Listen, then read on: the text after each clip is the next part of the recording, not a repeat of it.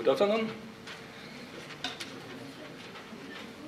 I will talk about hybrid organic and inorganic photovoltaic cells based on cadmium sulfide layers of different morphology.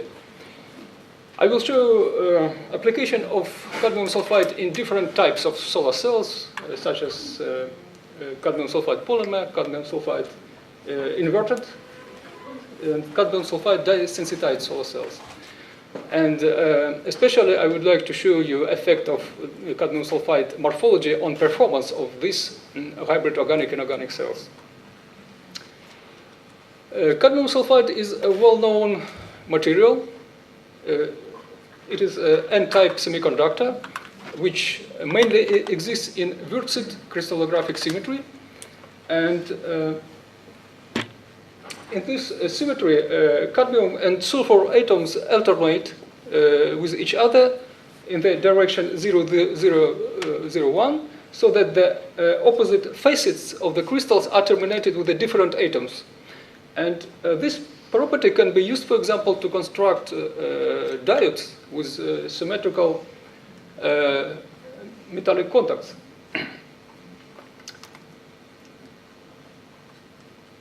Cadmium sulfide is not very effective material for photovoltaics.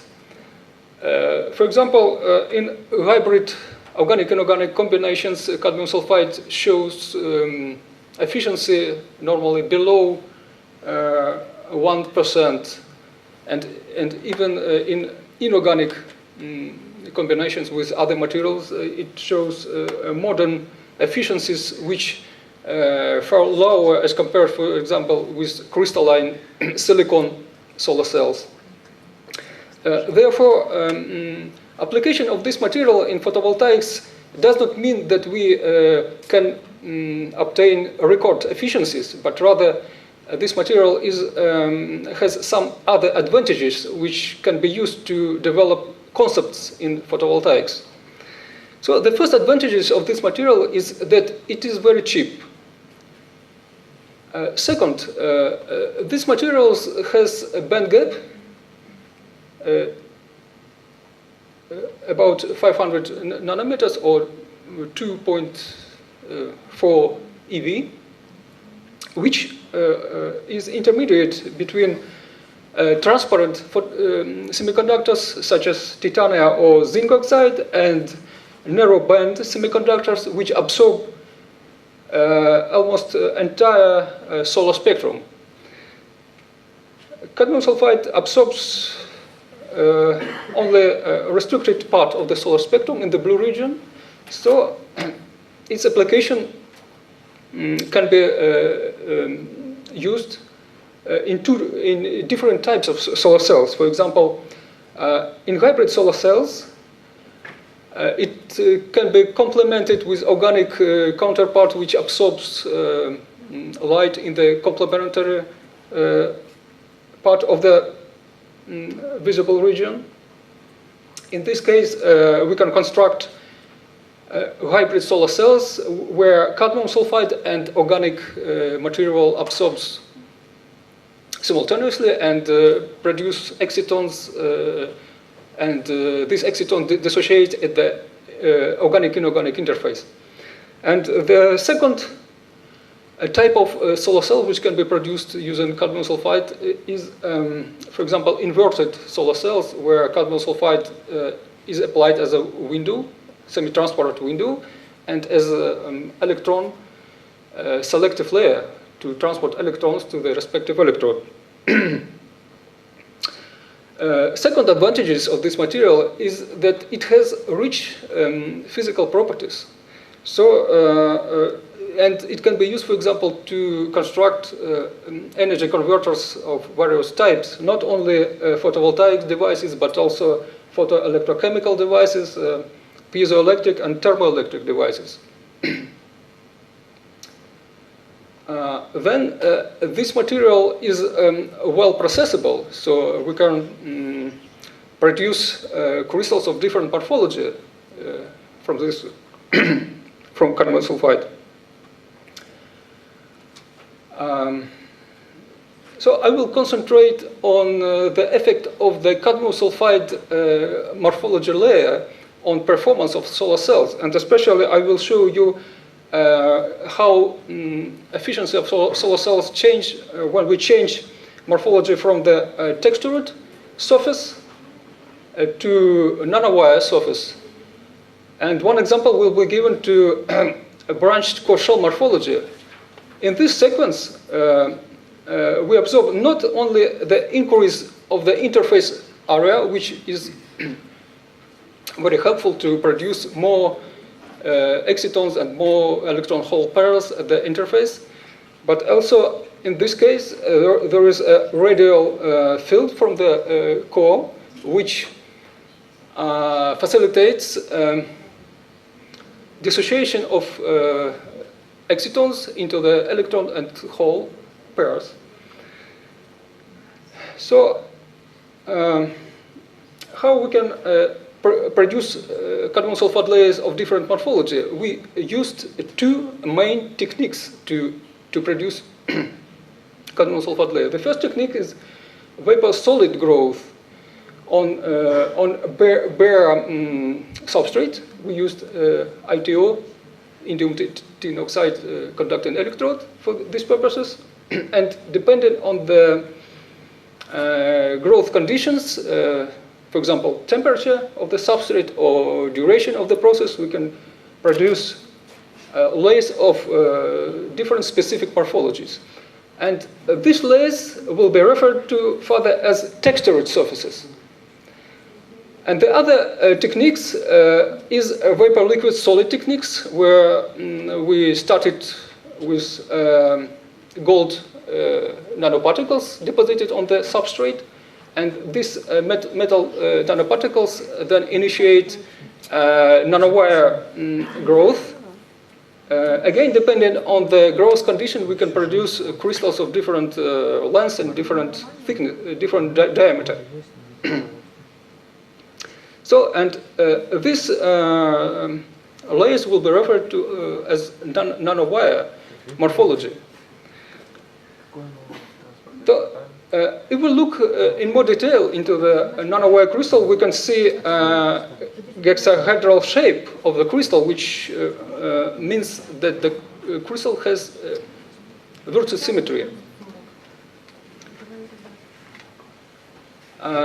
So my first example concerns cadmium sulfide polymer hybrid solar cells, where we used organic poly-3-glycyltryptophan as an organic layer. In this type of cells, both cadmium sulfide and polymer play active role. They produce excitons. These excitons dissociate at the interface, and then electrons and holes go to the opposite electrodes. And if we compare efficiency of solar cells based on different morphology of cadmium sulfide layer, we can see that solar cells based on nanowire morphology produce better efficiency, and this efficiency mainly is due to the increased photocurrent as compared to the solar cells based on textured morphology. So the second example concerns inverted solar cells. In these solar cells, we have at least two interfaces. The first interface is an interface between organic components. These organic components, we used polymer poly-3-glycyltryptophan and derivative of fullerene. Polymer serves as a donor component in this structure, and derivative of fullerene is acceptor component. So excitons are produced in this heterojunction and dissociate at the organic interface. And cadmium sulfide layer play the role of electron selective layer, which transport electrons from the organic bulk heterojunction to the respective electrode. So again, if we compare efficiency of these inverted solar cells with different morphology of cadmium sulfide layer, we can see that first, we can select organic layer of optimized thickness. This thickness is different for the layers of different morphology. And even we select optimized optimized thickness of the organic layer, we can see that efficiency for the textured films and nanowire films is different, and nanowire morphology produces again better efficiency. Again, mainly due to the increased photocurrent in this structure. The next example is desensitized solar cells based on cadmium sulfide layer. Desensitized solar cells can be produced in the solid state cell where we use solid whole transported layer in this structure, and as electrochemical cell where we use liquid electrolyte to mediate electron transfer from between respective components. First, let me show you effect of desensitization of cadmium sulfide layer. If we introduce dye layer between cadmium sulfide and polymer, we can see for the textured morphology there is almost no improvement of the power conversion efficiency. But for nanowire morphology, we improved efficiency by approximately 1 order of magnitude. Again, this effect is mainly due to the improved photocurrent in the structure. Then let me show you effect of the whole introduction of whole transporter layer in the desensitized solar cell structure. For example, if we compare solid state cells without whole transported layer and with introduction of with solid whole transported layer and with liquid electrolyte, we can see for the textured morphology improvement of power conversion efficiency is about 2 orders of magnitude. But in case of the nanowire morphology, improvement is more than 3 orders of magnitude. And in absolute values, again, cells based on nanowire morphology shows better power conversion efficiency as compared to the cells based on textured morphology. So the last example concerns branched core shell morphology. This morphology was realized by using conducting carbon fiber as a core, and cadmium sulfide nanowire crystals were grown on the surface of this fiber, and then organic molecules were deposited on this assembly. So performance of the cell as compared to the analogous solar cells based on the flat ITO substrate, we obtained increase of power conversion efficiency by more than 1 order of magnitude.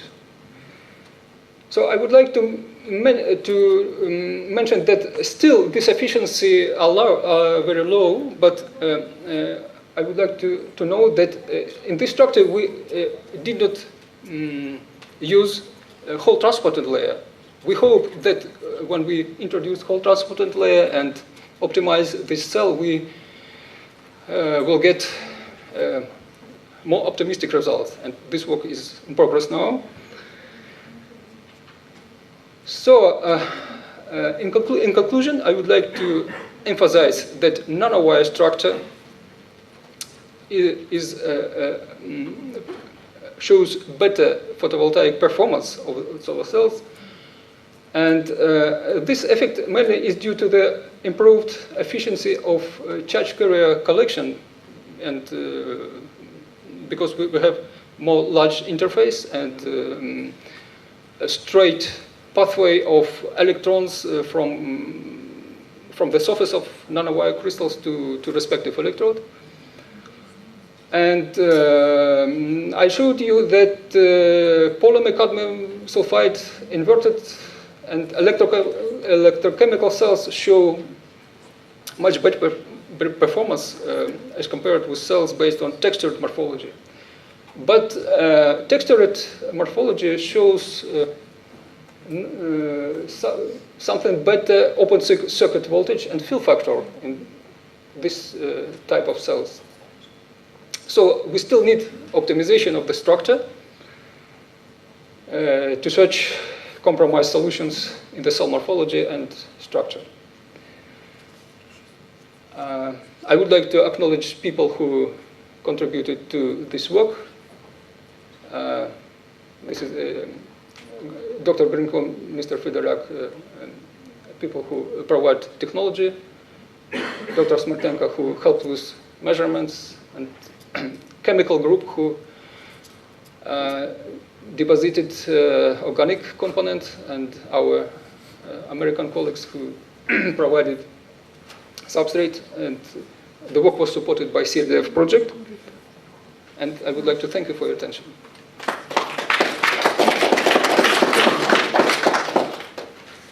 So, questions, please? May Maybe that was the first, yes, you. I want to ask you about practical application in engineering realization of this idea with shell and nanowires. What is the next phase? Because it is just a starting point. Yeah. I see these nanowires, but what will be after that? How you can imagine this final solar? You mean core shell structure, yeah? Yeah, this is very interesting question, because our main goal is to produce flexible solar cells. For example, so like solar cells on a curtain. Yes, I understand. Yeah, but we need much work to do. But have you an idea what will be the next phase? The next phase will be to introduce whole transporting layer in this structure, and then to attach a flexible electrode, because this result was we used flat ITO electrode, which was as a support for the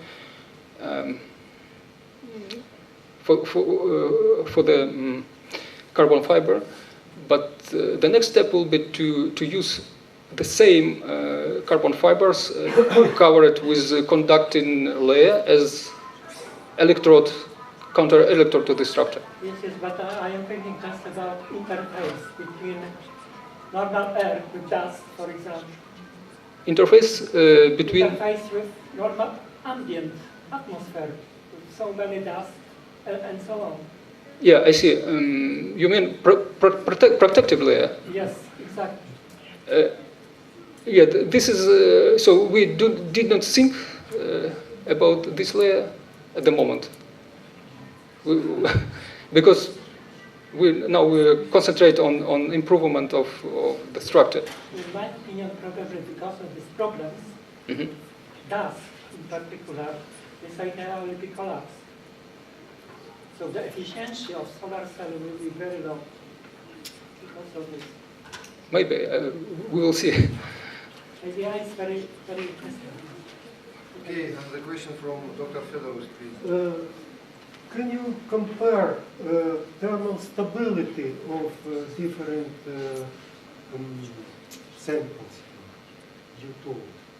Because I suppose that these solar elements are heated during their birth. Our cells, for example, polymer cadmium sulfide cells, we need annealing of these cells to improve performance. So thermal stability of these cells is more or less good. But cells based on the dye-sensitized solar cell based on phthalocyanine molecules I showed you, this also, it is known that phthalocyanine molecules are thermally stable, but the cells are not stable, unfortunately. They degrade slowly with time. And what is best among those two? Nanowires on with fibers or nanowire, simply nanowire? The best in thermal stability. Thermal stability. That fibers might be better than. Fibers. Carbon fibers are thermally stable. They can be heated up to 1,000 degrees. Thank you. So, more questions? So, I have one question. I remember that you say that in one case you use some gold seeds to grow your structures. Yeah. The question, did you pay attention to some plasmonics possibly appeared in these structures? And what is your opinion about general use of plasmonic particles in organic solar cells? In principle, use of metal nanoparticles as plasmonic element in this structure is under study now. But in this case, gold nanoparticles play the role of nucleation seeds to grow cadmium sulfide. So when we grow cadmium sulfide nanowire,